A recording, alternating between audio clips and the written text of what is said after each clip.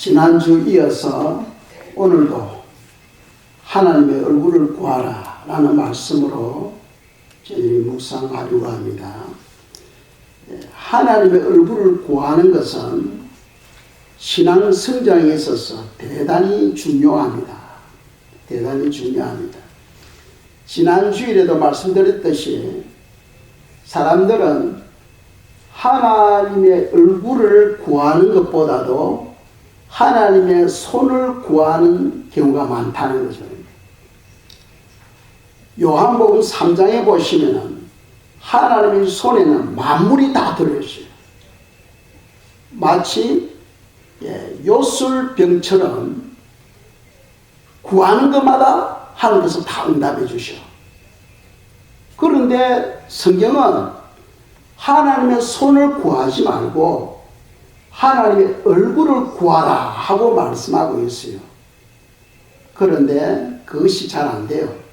사람들마다 다 나름대로 목마름이 있기 때문에 어떤 사람은 건강에 목말라하고 또 어떤 사람은 재물에 목말라하고 또 어떤 사람은 권력에 또 지식에 목말라해요. 그 목마름을 채워달라고 간구합니다. 그것은 바로 하나님의 손을 구하는 거예요. 손을 구한다는 것은 자기 영광, 자기 기쁨을 위해서 구하는 거예요. 그러나 성경은 하나님의 얼굴을 구하라는 거예요. 하나님의 얼굴을 구하라. 그렇다면은 하나님의 얼굴 어떻게 구하는가? 그러면 하나님 주님의 얼굴을 보여주시옵소서 하고 우리가 구해야 되겠는가?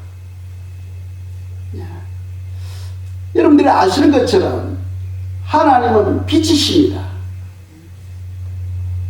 그리고 하나님은 영이십니다. 그러니까 우리가 하나님을 볼 수가 없어요. 그분은 영이시고 빛이시기 때문에 우리가 그분을 볼 수가 없습니다. 그럼에도 불구하고 하나님의 얼굴을 구하라 하고 말씀하고 있어요. 하나님의 얼굴을 우리가 구할 때 주님은 빛이시니까 주님의 그 얼굴에 그 놀라운 빛이 저희들에게 비춰주시옵소서 하고 기도할 때에 하나님은 이 땅에서 어떻게 역사하느냐 하면은 임재하심으로 역사해요. 우리와 함께 해주시고 또 하나님을 경외하는 그런 믿음을 우리에게 부어주십니다. 그리고 천국에서는 하나님의 얼굴을 바라보는 그런 영광을 얻게 해주시는 거예요.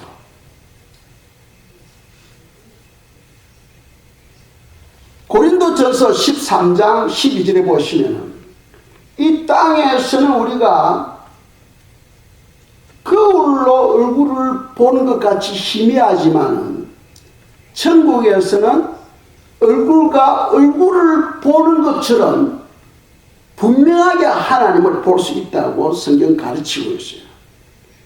그러니까 이 땅에서 주님의 얼굴을 뵙기 원합니다 하고 기도하고 주님 그분 자신을 위해서 기도할 때에 그분이 우리와 함께하고 계시면은 우리 삶에 필요한 것을 그분이 미리 아시고 역사해 주시는 거예요.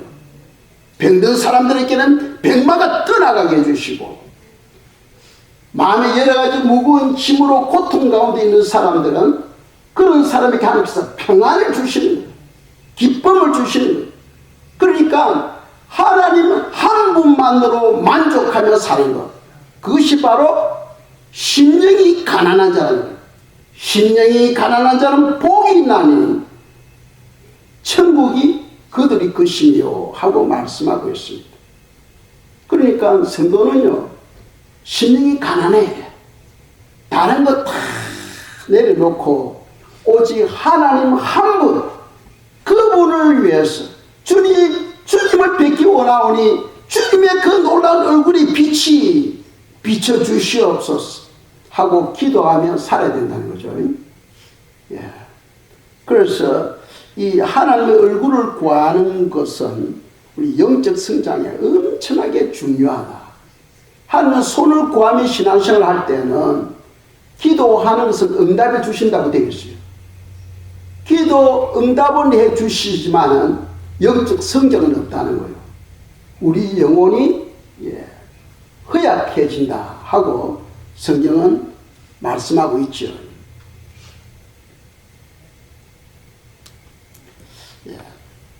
하나님의 얼굴을 구할 때 우리에게 어떤 유익이 있는가? 지난주일에 우리가 조금 묵상했습니다.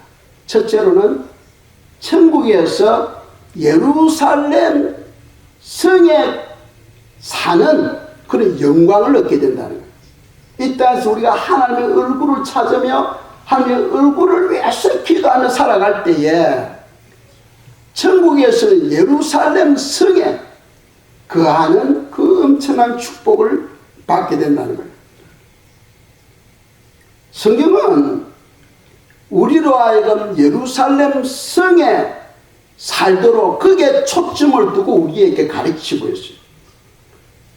모든 사람들이 다 천국 가면은 다 예루살렘 성에 사는 게 아니죠. 그 밑에 시온성이 있고 그 밑에 왕국이 있고 그 밑에 낙원이 있어요. 다 달라요. 그래서 성경은 너가 무엇을 심든지 심은 대로 거두리라 하고 말씀하고 있어요. 그래서 하나님께서 우리에게 가리키는 그 교훈을 받고 순종하는 것, 그것이 대단히 중요하다는 겁니다. 그래서 하나님을 경외할 때 오는 축복, 첫째, 천국에서 예루살렘 성에 살게 되는 그 영광을 받게 되고, 두 번째로는 예루살렘 성에 거하는 성도들은 영원히 왕노릇 하게 된다. 영원히 왕노릇. 하나님의 이름으로, 예루살렘의 이름으로, 새 예수 그리스도의 이름으로 보증해 준다는 거예요. 보증해 준다. 그 요한계시록 3장 12절에서 약속하고 있잖아요. 그래서 성도들의 소망은 예루살렘 성에 사는 그런 성도가 되어야 되는 거예요. 그러기 위해서는 이 땅에서 하나님의 얼굴을 찾는 성도가 되어야 됩니다. 하나님의 손이 아니라 하나님의 얼굴을 찾는 성도가 되어야 된다 하는 것을 우리에게 가르치고 있어요. 또 예루살렘 성에 사는 성도들은 하나님을 경외하는 성도들입니다. 하나님을 경외하는 성도들, 즉 하나님을 사랑하고 하나님을 두려워하고 그분의 말씀에 복종하는 것이 하나님을 경외하는 거라고 말씀했어요. 그런 사람들이 바로 예루살렘 성 안에 사는 엄청난 축복을 받게 되는 거죠. 빌라델피아 교회는 인내의 말씀을 지킴으로써 예루살렘 성에 살게 되는 그런 약속을 받는 것을 성경은 기록하고 있죠. 그리고 인내의 말씀을 지켰다는 것은 무슨 말입니까? 하나님의 말씀을 순종함으로 인내로서 열매를 맺었다는 거예요. 그 우리가 순종하는 데는 인내가 필요합니다. 많은 사람들이 뭐 한 번, 두 번 순종했다. 그것이 아니고 우리가 주님을 만날 때까지 하나님의 말씀 붙들고 인내하는 그 믿음이 필요하다는 거예요. 그래서 빌라델피아 교회는 하나님의 말씀을 순종함으로 인내로서 승리했다는 거예요. 그 인내의 말씀을 지켰다 하고 성경은 가르치고 있습니다. 또 하나님을 구할 때 오는 유익 네 번째는 하나님께서 우리 마음에 큰 기쁨과 평안을 주신다는 거예요. 하나님의 얼굴을 찾는 자들에게는 하나님의 기쁨과 영광과 평안을 주시는 겁니다. 또 우리 삶에 안전하게 살도록 우리를 지켜주시는 거죠. 요즘 뭐 전쟁의 소문을 듣습니다.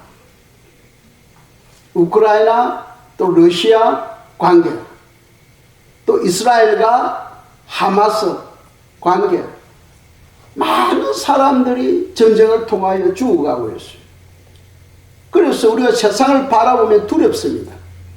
그러나 하나님의 얼굴을 찾는 자들에게는 하나님께서 평안을 주고 기쁨을 주고 안전하게 살도록 지켜주신다고 성경이 약속하고 있어요. 그래서 한 구절 보겠습니다. 시편 4편 6절에서 8절 말씀입니다. 읽겠어요.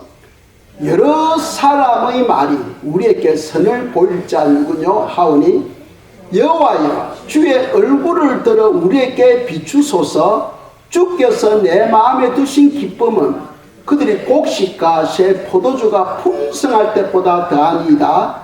내가 평안히 눕고 자기도 하리니 나를 안전히 살게 하시는 이는 오직 여호와시니이다. 아멘. 그러니까 6절에 보시면은, 후반절에 보시면은 여호와여 주의 얼굴을 들어 우리에게 비추소서. 하나님은 빛이시고 영이시니까 우리가 이 땅에서는 하나님을 볼 수가 없어요. 그러나 하나님의 얼굴을 위해서 기도할 때 하나님의 그 놀라운 광채가 우리에게 비치는 거예요. 하나님의 그 얼굴의 그 빛이 우리에게 비치면은 7절에서 뭐라고 말씀하고 있습니까? 창고에 곡식과 포도주가 잔뜩 있으면은 마음이 푸근하고 기쁘죠.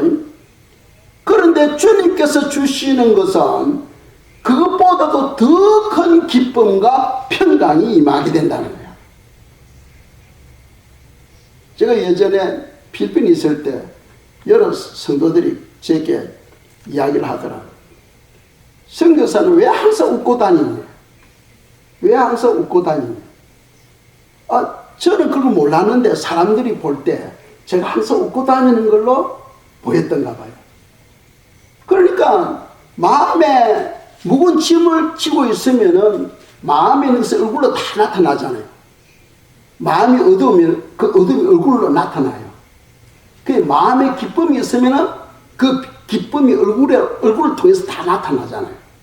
그러니까 하나님께서 마음에 기쁨을 주니까 얼굴을 통해서 기쁨이 나타나는 거예요. 기쁨과 평강이 나타나는 거예요. 또 그것뿐만 아니고 8절에서 뭐라고 말씀합니까? 내가 평안히 눕고 자기도 하리니 나를 안전히 살게 하시는 이는 오직 여호와시니이다. 아멘. 우리가 여러 가지 경제 문제, 세상의 어두운 여러 가지 소식을 들을 때마다 사람들이 두려워하고 염려하고 걱정합니다. 그러나 염려할 필요 없어요. 성경은 전쟁은 누구에게 속해 있다? 하나님께 속해 있다. 하나님이 역사하시는 거예요. 세상이 아무리 어둡고 복잡하고 여러 가지 두려운 소식을 듣는다 할지라도 하나님의 얼굴을 찾는 자들에게는 하나님께서 안전하게 살도록 보호해 주신다는 거예요. 지금도 이미 이 세상에는 적 그리스도가 있다고 성경 말씀하죠. 그럼에도 불구하고 적 그리스도가 아직 출현하지 못하고 있는 그 이유가 막는 자가 있다는 거예요. 뭡니까? 바로 교회예요, 교회. 하나님의 교회가 있고 그 교회를 붙들고 있는 성령 하나님이 계시기 때문에 적 그리스도가 역사하지 못하고 있는 거예요. 그러나 하나님께서 교회를 거둬버리면 그걸 우리가 휴거라고 이야기하잖아요. 휴거시킬 때 성령님과 함께 올라가 버려요. 그러면 이 세상은 캄캄해지고 영적으로 캄캄해지고 온갖 여러 가지 사건들이 일어나게 되는 거죠. 악인들이 득세하게 되는 겁니다. 지금은 그러지를 못해요. 전쟁의 소리를 듣지만 여러 가지 환란의 소리를 듣지만은 하나님이 우리를 보호하고 있다 하는 것을 성경 우리에게 말씀하고 있어요. 그래서 이 땅에 사는 동안에 성도님들은 하나님의 얼굴을 구하는 그런 삶이 되어야 됩니다. 그분이 나와 함께하고 계실 때에 좀 전에 말씀드린 것처럼 내 안에 있는 병마가 떠나가게 되는 거예요. 내 마음에 무거운 짐들이 떠나가게 되는 거예요. 모든 문제, 근심, 걱정들이 다 떠나가고 하나님의 평강과 기쁨이 우리에게 임하게 되는 거예요. 그러니까 성도들은 늘 하나님의 얼굴을 구하는 성도가 되어야 되는 거예요. 아멘.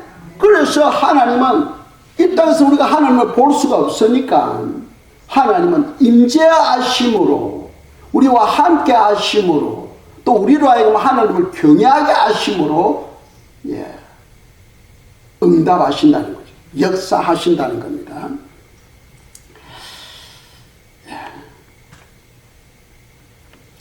다윗은 시편 27편 4절에서 하나님께 바라는 한 가지 소원이 있었어요. 다윗은 이스라엘의 왕으로서 누리고 싶은 것, 보고 싶은 것, 하고 싶은 것 다 해봤어요. 다 해봤어요. 그런데 다윗의 고백은 그것이 중요한 게 아니고 다윗이 바라는 한 가지 소원이 있었는데 그것이 무엇이냐? 바로 시편 27편 4절에서 고백하고 있어요. 읽겠습니다. 내가 여호와께 바라는 한 가지 일 그것을 구하리니 곧 내가 내 평생에 여호와의 집에 살면서 여호와의 아름다움을 바라보며 그의 성전에서 사모하는 그것이라. 아멘. 시작이 뭡니까? 내가 여호와께 바라는 한 가지 일, 한 가지 소원이 있는데 그것이 무엇이냐? 중간에 보면은 내가 내 평생에 합니다. 내 평생이 말은 이 땅에 사는 동안의 삶이 아니에요. 예수 그리스도 안에서는 죽음이 없잖아. 설사 우리 영혼이 떠나더라도 성경은 잠잔다 하고 표현하고 있잖아요. 나를 믿는 자는 죽어도 살겠고 살아서 나를 믿는 자는 영원히 죽지 아니하리라 하고 예수님께서 말씀하셨죠. 예수 그리스도 안에서는 죽음이 없어요. 다만 장소만 옮겨질 뿐입니다. 이 땅에서 영원한 천국으로 장소만 옮겨질 뿐이지 죽음이 없는 거죠. 그러나 불신자들은 두 번째 죽음이 있죠. 그거는 바로 불과 유황으로 타는 모습으로 들어가기 때문에 그것을 죽음으로 표현하고 있는 거예요. 그래서 지금 다윗 보세요. 내가 내 평생에 여호와의 집에 살면서 합니다. 어디입니까? 하늘에 있는 예루살렘 성이, 하늘에 있는 예루살렘 성에 하나님의 성전이 거기에 있는 거예요. 그래서 여호와의 아름다움을 바라보며 그의 성전에서 사모하는 그것이라. 제가 시편 27편 4절 읽었을 때 엄청 마음이 뜨거운 거예요. 마음이 뜨거운 거예요. 왜 그러냐 하면은 하나님께서 하늘에, 제가 꿈속에서 하늘에 하나님의 보좌를 보게 했을 때 하나님의 그 얼굴의 모습이, 이건 꿈이었으니까 얼굴의 모습이 사랑 그 자체고 인자함, 자비 그 자체였어요.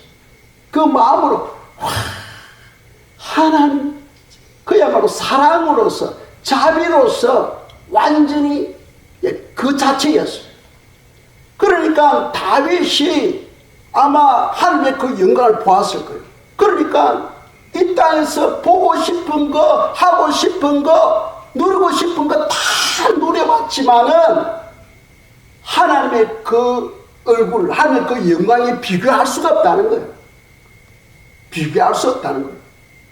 그래서 다윗은 한 가지 소원, 한 가지 일이 있는데 그것이 뭐냐? 여호와의 집에 살면서 여호와의 아름다움을 바라보며 그의 성전에서 사모하는 그것이라. 하나님의 성전에서 하나님의 얼굴을 바라보며 영원히 살기를 원하는 그 모습, 그 믿음. 그 다윗의 믿음이 오늘날 저희들의 믿음이 되기를 축복합니다. 성도는요, 그냥 이 땅에서 뭐 예수 믿고 그냥 살다가 죽으면 천국까지, 이게 아니죠. 그게 아닙니다. 그건 아주 기초적인 거예요. 우리는 이미 예수 그리스도를 믿음으로써 구원을 받았고 하나님의 자녀가 되었습니다. 이제 천국에서 그 영광을 바라보면 우리가 달려가야 됩니다. 왜? 천국은 침노하는 자의 것이다 하고 성경은 말씀하고 있잖아요. 침노하는 자의 것이다. 너가 무엇으로 심든지 심은 대로 거두리라 하고 성경은 말씀하고 있어요. 어떤 사람은 그래요. 아니 천국에서는 계급이 없는데 천국 가면 다 똑같이 합니다. 그러면 복이라는 단어는 천국에서는 필요 없는 거예요. 또 성경에서는 너가 무엇으로 심든지 심은 대로 거둔다는 거예요. 반드시 보상이 있다 하고 이야기했어요. 천국은 계급은 없지만은 성도들에게 주어지는 상금들이 있다 하는 것을 성경은 우리에게 가르치고 있다는 거죠. 자, 그렇다면은 우리가 하나님을 경외하는 방법, 어떻게 우리가 하나님을 경외할 수 있는가? 즉 어떻게 하면 하나님의 얼굴을 구할 수 있는가 하는 방법을 우리에게 제시하고 있습니다. 그 말씀이 바로 오늘 읽었던 본문 말씀이에요. 시편 24편 3절에서 6절입니다. 제가 읽겠어요. 여호와의 산에 오를 자 누구며 그의 거룩한 곳에 설 자가 누구인가? 곧 손이 깨끗하며 마음이 청결하며 뜻을 허탄한 데 두지 아니하며 거짓맹시하지 아니하는 자로다. 이는 여호와께 복을 받고 구원의 하나님께 의를 얻으리니 이는 여호와를 찾는 족속이요 야곱의 하나님의 얼굴을 구하는 자로다. 셀라하고 말씀하고 있죠. 이 셀라라는 것은 무슨 말이냐 하면은 우리가 어떤 판소리라든지 하고 나서 맨 마지막에 장단을 맞추잖아요. 얼쑤 좋다 하고 탁 하는 것처럼 그런 뜻이에요. 셀라라는 것은. 여기서 보면은 6절에 이는 여호와를 찾는 족속이요 야곱의 하나님의 얼굴을 구하는 자로다 합니다. 그런데 어떻게 우리가 하나님의 얼굴을 구하느냐 4절에서 말씀하고 있죠. 4절에서 아주 분명하게 네 가지를 말씀하고 있습니다. 첫째가 뭡니까? 손이 깨끗하며 손이 깨끗하며 무슨 말입니까? 날마다 손을 씻으면 살아날 말씀이죠. 그런 뜻이 아닙니다. 손이라는 것은 모든 행동을 대표해요. 모든 행동을 대표합니다. 어떤 지역에 큰 사건이 생겼어. 그래서 경찰이 와서 아무래도 저 사람이 좀 수상해.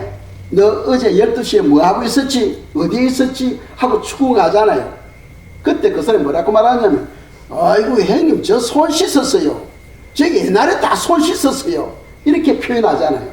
손이라는 것은 모든 행동을 대표합니다. 손을 깨끗이 한다는 것은 우리의 모든 행실을 깨끗게 하는 걸 말합니다. 그럼 우리 행실을 깨끗게 하려면은 말씀을 떠나면 안 되죠. 말씀에 보면은 이거는 죄야, 이거는 어려운 거야 하면서 성경이 우리를 가르치고 있습니다. 그러니까 하나님의 얼굴을 구하는 사람은 말씀 안에 들어가야 돼요. 그래서 하나님의 말씀에 귀를 기울여야 돼요. 귀를 기울이는 사람입니다. 그래서 손이 깨끗하며 항상 성도는 손이 깨끗해야 돼요. 예레미야 17장 10절을 보겠습니다. 읽겠어요. 나 여호와는 심장을 살피며 폐부를 시험하고 각각 그의 행위와 그의 행실대로 보응하나니 아멘. 악을 행하는 자는 반드시 거기에 대한 심판이 따르고 선을 행하는 자는 하나님의 상급이 따른다 하는 것을 예레미야 선지자가 지금 예언하고 있는 거죠. 말씀하고 있습니다. 그래서 칼을 쓰는 자는 칼로 망하고 거짓말을 하는 자는 거짓말을 당하게 되고 남을 속인 자는 남으로부터 속임을 받게 된다는 거죠. 그래서 마태복음 7장에 보면은 판단하지 말라, 헤아리지 말라. 너가 헤아리는 너가 헤아림을 받게 된다 하고 말씀하잖아요. 우리가 야곱을 보시기 바랍니다. 야곱은 둘째고 이삭이 두 아들을 낳았죠. 에서와 야곱을 낳았습니다. 그런데 에서는 장자예요. 장자의 축복권을 거짓말로 해가지고 아버지로부터 야곱이 복을 빼앗아버리죠. 거짓말로 해가지고. 하나님은 그걸 기뻐하지 않습니다. 거짓말 해가지고 아버지 이삭에게 거짓말 해가지고 형의 장자권을 빼앗아버립니다. 그것으로 인해서 야곱은 평생에 살아가는데 남들로부터 속임을 받게 돼요. 형을 피해서 형이 이제 뒤늦게 알고는 화가 나가지고 이제 아버지 나이도 많으니까 아버지가 돌아가시면 내가 저놈을 반드시 죽여버릴 거다. 이런 이야기를 듣고는 외삼촌 집으로 도망을 가죠. 그래서 외삼촌 집에서 열심히 수고하고 예수가합니다. 그래서 외삼촌하고 니고시에이션 하죠. 내가 이렇게 일하는 대신에 딸 라헬을 저에게 주시옵소서 합니다. 그럼 주겠다.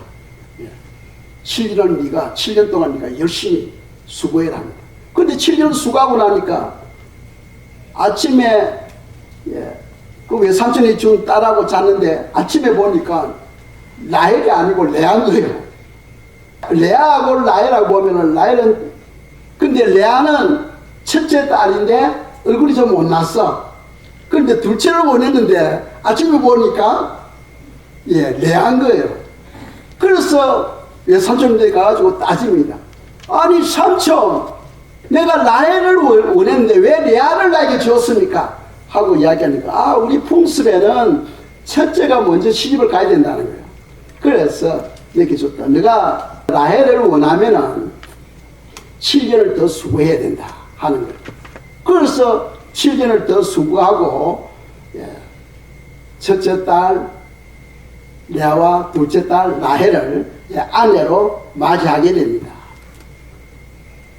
그리고 또 외삼촌하고 협력에 의해서 열심히 수고하지만은 외삼촌이 품삯을 10번이나 바꾸면서 안 줘요. 야곱에게 안 준다는 거예요.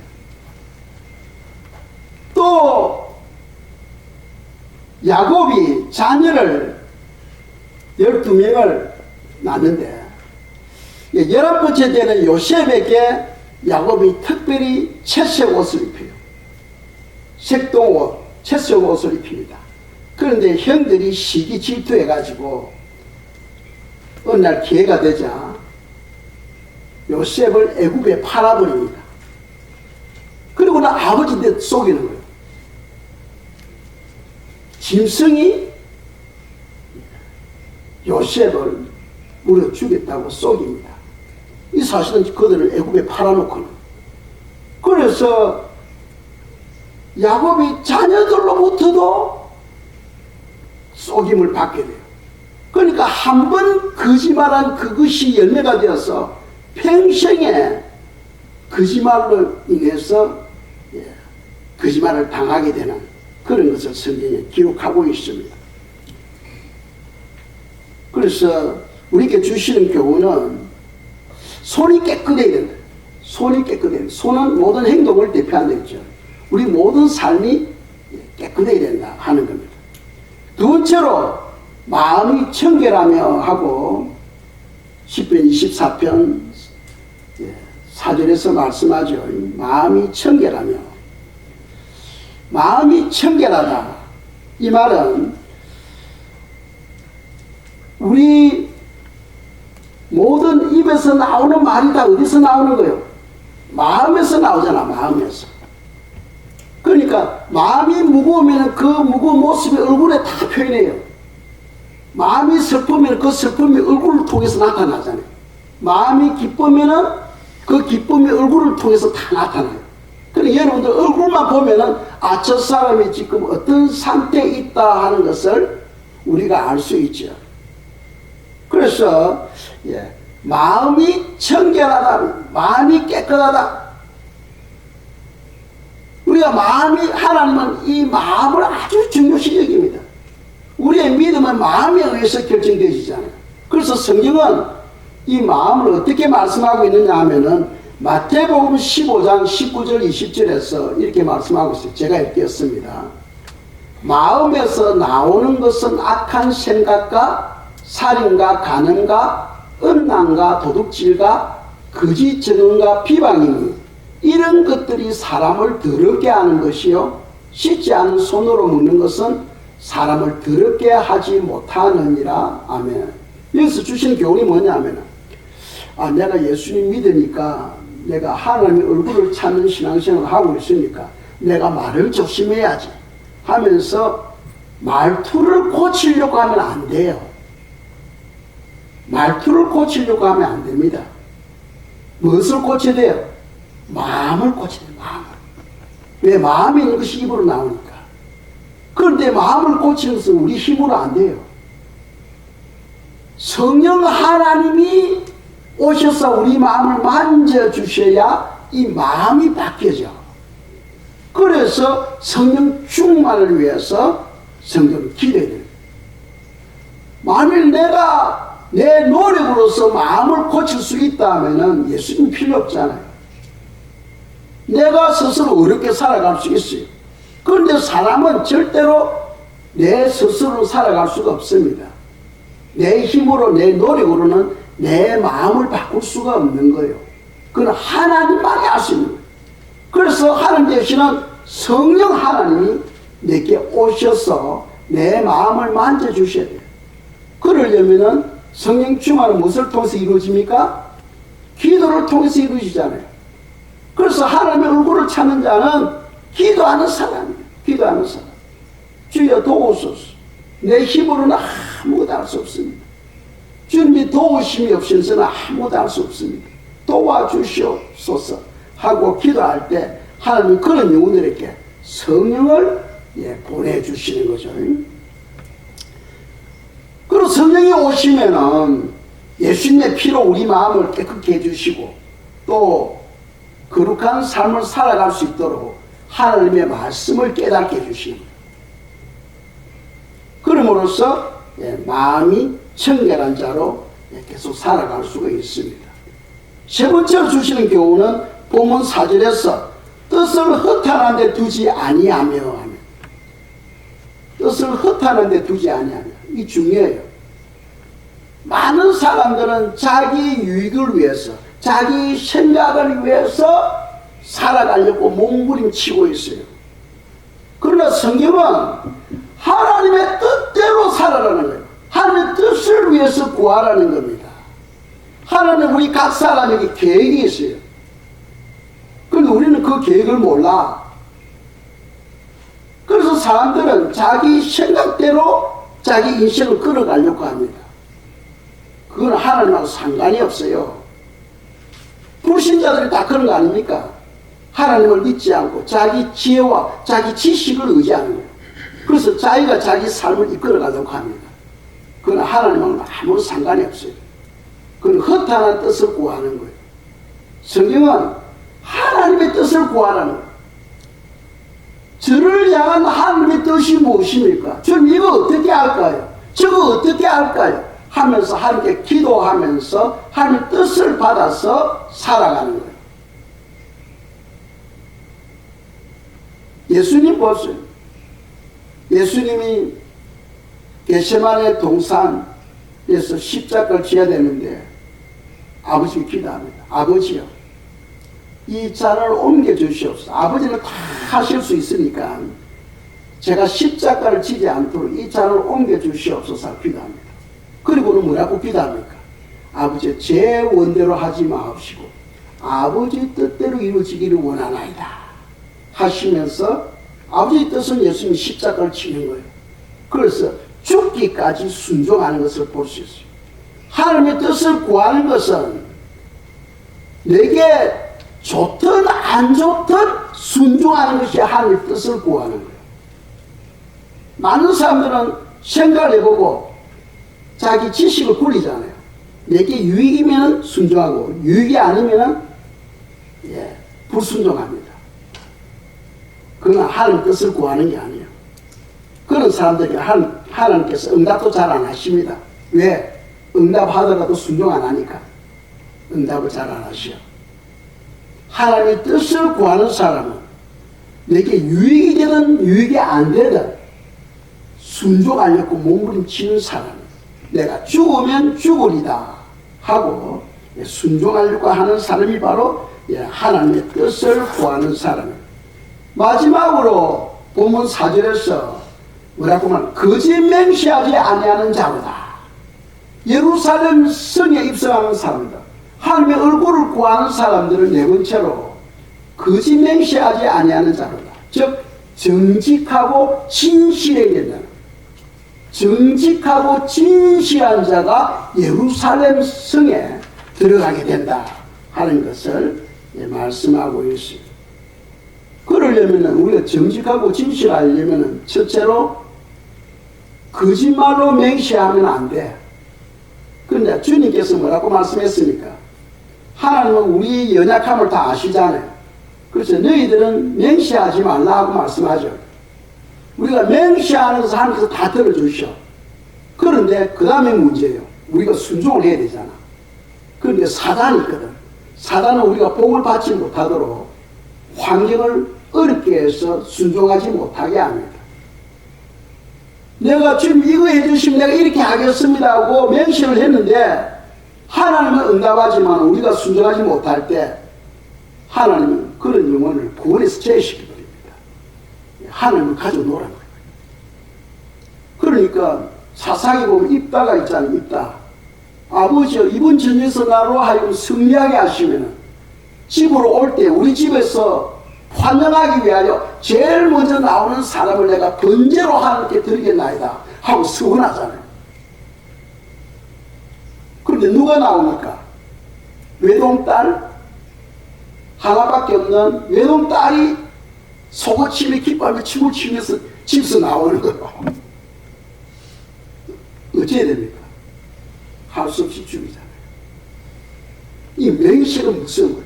그래서 주님은 할 수 없는 맹세하지 말라 하고 우리에게 말씀합니다.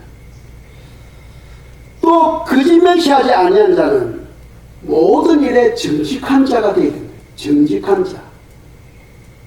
그래서 시편 11편 7절입니다. 읽겠습니다. 여호와는 의로우사 어려운 일을 좋아하시나니 정직한 자는 그의 얼굴을 배우리로다. 아멘. 정직한 자는 그의 얼굴을 배우리로다. 이게 무슨 말입니까? 이 땅에서 정직한 자는 예루살렘 성에 거하는 그 축복을 주겠다는 거예요. 하나님의 얼굴을 배우며 살아가는 것은 예루살렘 성입니다. 그게 하나님의 보좌가 있는 곳이고 거기에 사는 사람들은 항상 하나님의 얼굴을 바라보며 사는 곳이에요.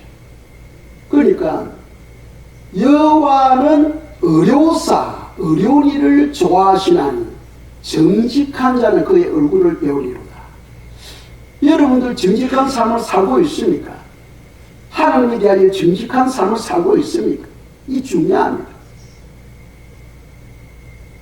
그것도 우리 힘으로 안 돼. 하나님은 우리가 100% 정직한 자가 되기를 원하지 아니하시오. 왜? 우리의 약함을 아시니까. 하나님은 무엇을 원하느냐? 우리가 정직하게 살아가려고 몸부림치며 하나님을 의지하고 하나님을 신뢰하는 그런 사람을 원하는 거예요. 우리는 약한 존재니까 내 힘으로는 정직한 삶을 살아갈 수가 없어요. 오직 주님만이 나의 힘이시고 주님만이 나의 능력이시고 주님만이 나의 소망이시고 주님만이 나의 구원이시다 하는 것을 믿고 주여 도와주시옵소서. 정직한 삶을 살기를 원합니다. 주님 도와주시옵소서 하고 살아가는 그걸 더 기뻐하는 거예요. 그런 자에게는 예루살렘 성에 들어가는 엄청난 축복을 받게 된다는 거죠. 그리고 오늘 본문 말씀 또 5절에서는 뭐라고 말씀합니까? 그는 여호와께 복을 받고 구원의 하나님께 의를 얻으리로다 하고 말씀하죠. 5절 보시면 하나님을 얼굴을 찾는 자들에게는 의롭게 살도록 하나님께 역사해 주신다는 거예요. 그 의가 뭡니까? 하나님의 말씀이잖아. 즉 하나님의 말씀을 깨달아지도록 또 그렇게 살아갈 수 있도록 우리에게 은혜를 주신다는 거예요. 누구에게? 하나님 얼굴을 찾는 자들에게. 우리 신앙이 성패가 어디에 달려있느냐? 내가 하나님의 손을 구하며 살 것이냐, 하나님의 얼굴을 구하며 살 것이냐, 거기에 달려있다는 거예요. 그래서 우리 성도님들은 하나님의 얼굴을 구하며 사는 그런 신앙생활, 그런 사람들은 바로 예루살렘 성에 들어가는 그 엄청난 영광을 받게 되는 것을 성경이 이렇게 가르치고 있습니다. 이 시간 저희들이 기도하기 전에 찬송가 183장을 1절, 2절, 4절을 드리고 기도하고 마치도록 하겠습니다.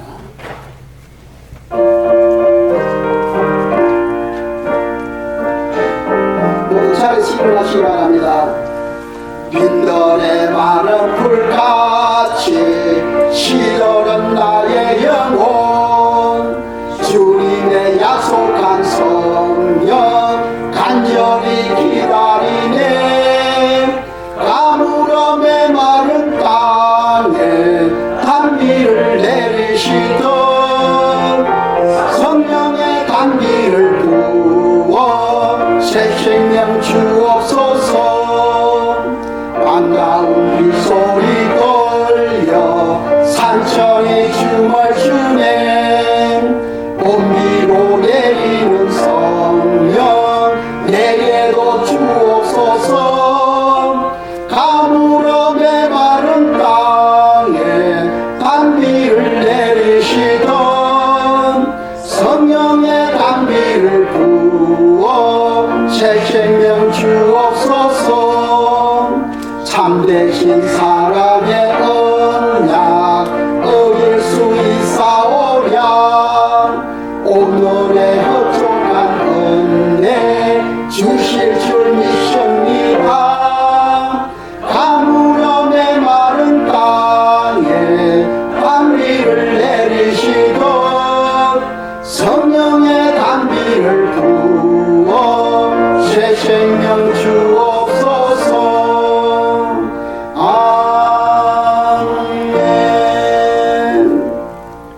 이 시간 하나님의 얼굴을 구함으로 하늘과 더욱더 친밀함을 이루고 또 예루살렘 성에 들어가는 그런 축복을 주시도록 이 시간 합심해서 기도드리겠습니다.